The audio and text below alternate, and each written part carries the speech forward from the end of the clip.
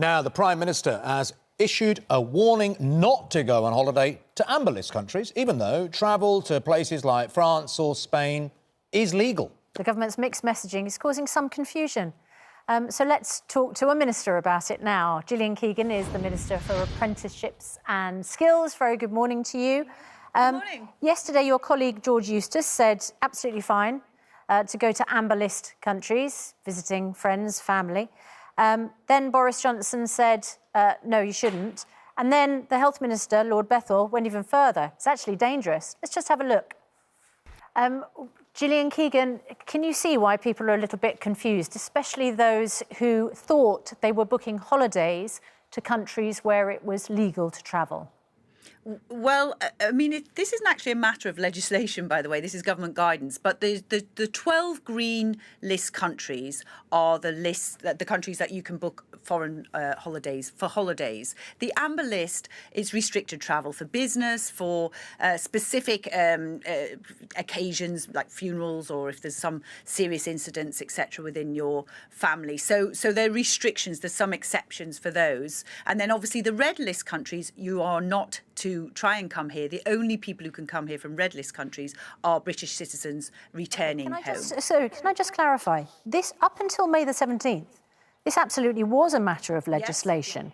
Yes, it was criminal to go on holiday or to travel to any other country except for specific reasons. Yeah. Then you changed the law. You lifted the criminalisation of travelling.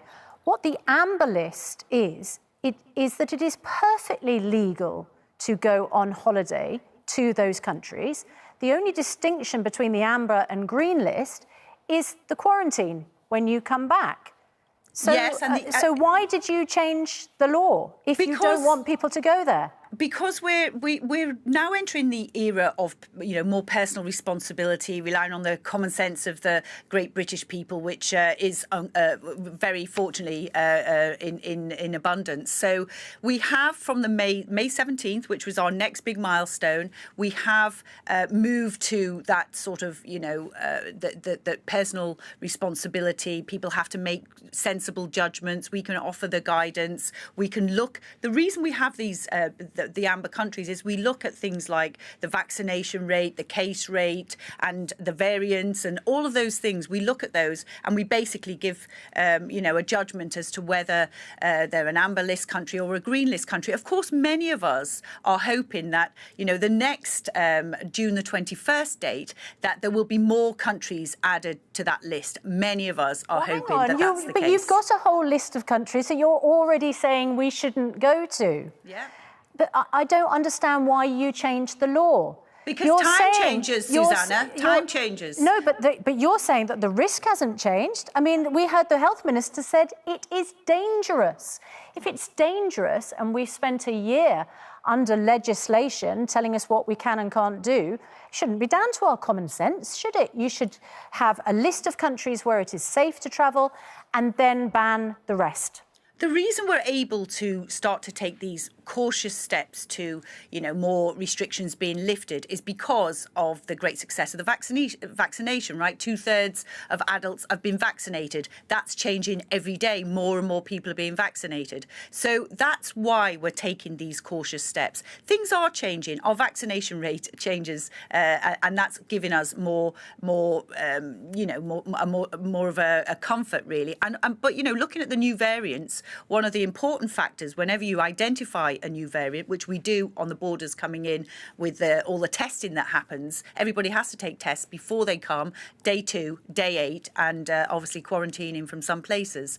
But, the reason we have that information is to look at the variants and then to test it and to look at how the vaccine works against it. These things are changing all the time. The evidence base is changing all the time. So we are making sure that we give the best possible advice to people to use their judgment, because their personal situation's different. Some people are double vaccinated, some people aren't. Gillian Keegan, I'm intrigued to know at what point, what day we woke up to this era of common sense and personal responsibility. I'm not sure which day that started, but could it be the same time?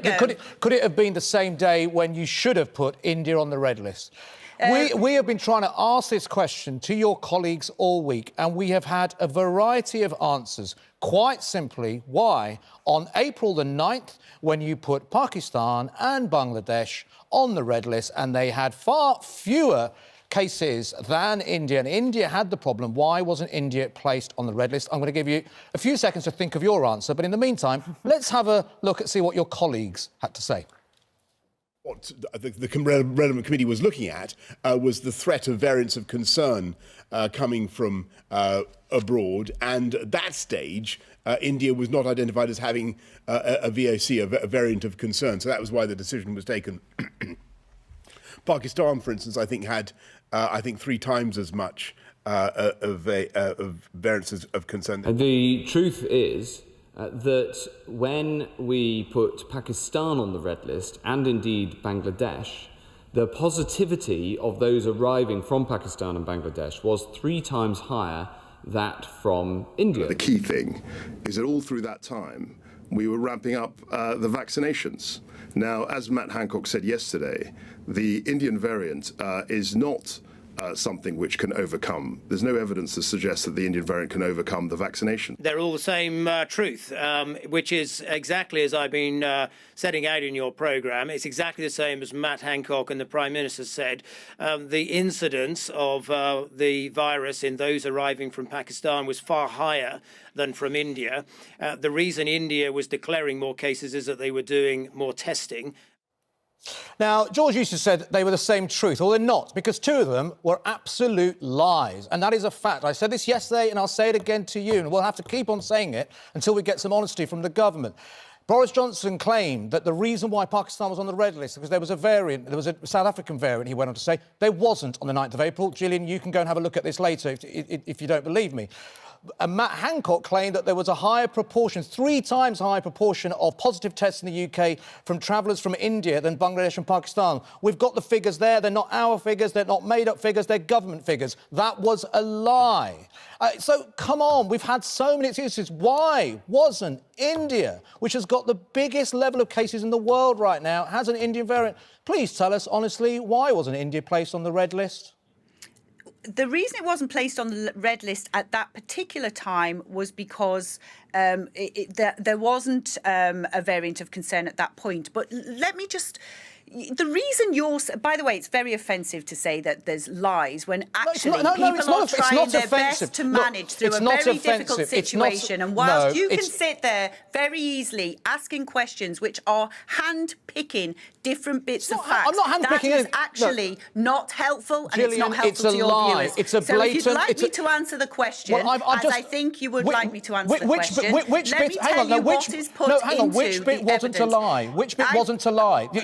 Are you telling me there was a variant in Pakistan on the 9th of April? Are you saying that's true? No, are you telling me that those figures from the NHS track and trace system are false? You're saying this as though at the time when you're given information, you have absolutely perfect information. You do not. So what do we look at? We look at the testing and what the case rates are in particular countries. And that is a function of testing within those countries. So you do that calculation. We look at the testing. Everybody has to take a test before they come here. And then they have to also take a test on day 2 and day 8. We take all of that data, we look at that, and we look at the testing and the positivity rates there. We then send that off to genome sequencing, the best in the world, genome sequencing, which tells us if there's a variant of concern. It tells us if there's a new variant, first of all, and there was an identification for India that there was a new variant, but then it says, is it a variant of concern? A variant of concern that could, in fact, have very, very high transmissibility or could be affected by the vaccine. Why, when we have now absolutely established that India is on the red list, and why, when we know it's got a variant that is far more transmissible, it's causing chaos in many countries around the world, why have we had 110 direct passenger flights since the 23rd of April? Why have we, at GMB, we called Heathrow Airport this morning, and airlines are expected to deliver 4 more passenger flights this morning? Why are we still in that situation? So the rules are, if you're a red list country, you are not allowed to come to this country unless you have a right to residence. Now, we do know there's a massive Indian diaspora, and there's a lot of people that have a right to residence here. So that will be people coming back from those countries. They have a right to residence. If you're on a red list, you need to take a negative test. On that note, I'm sorry, I'm not going to accept that. Because no, I'm not. Because there's hundreds of thousands of Pakistanis that have a right to residence here. Why is there only one flight a week from Pakistan coming in? Why have you allowed 110 flights from India? There are people sat in Bangladesh, in Pakistan, who want to be here, but they can't. They would have to come via other countries, which is putting them off. Why has India got so many more flights when they've got the Indian variant? We don't put the flights on. I think you'll find that airlines put the flights on. But you've just told us very clearly the reason why is to bring nationals over. Do you not care about Pakistani and Bangladeshi nationals? Yes, but we don't put the flights on. The airlines put the flights on, so they'll probably be looking at their demand. I don't know. I mean, it's a long time since I worked in the travel industry, but they will be looking at that. But the reality is, our job is to say what you have to do and what the conditions are for coming here, not how you get here. So our job is, if you're a red list, you have to have a negative test before you get on a flight from anywhere. You're not to come unless you have a right to residency. You will be turned back at the border. You take a negative test. You then have to test in day 2 and day 8. From a red list country, you have to have hotel quarantine. So that's the rules as well. That is what we're doing, and you know, hopefully that will be enough to well, that's actually how we spotted in the first place the genome sequencing, all the testing. But now the quarantining hopefully will you know, help with the isolation. But clearly, what happens in these cases is a variant arrives in the country before you notice it. That often happens because there is a lag in testing and getting the data. There's a lag in putting these patterns together. The reason I think that we've got, the best system, which is having all these tests in place, is to be able to deal with new variants. If you think that you're just going to close every single border, nobody in, nobody out for the next however many years this is going on, it isn't a sustainable system. We have a sustainable system, and the genome sequencing, the testing, and all of that, whilst it's not perfect, and it doesn't mean that one case can't arrive, as is clearly the case, then we have to respond with surge testing, surge vaccination, and isolation. And that is the system we have in place. The fact that we can identify these cases, we can tell you exactly where they are, in which part of the country, is I think, proof that our system is working. But it isn't a perfect system because it cannot identify a variant before I think that's the one thing we will agree on, Gillian. It's certainly not a perfect system. Thank you for joining us, Gillian. It's a very good system, and it's one of the best in the world. All right. Gillian Keegan, thank you very much for joining us this morning on Good Morning Britain.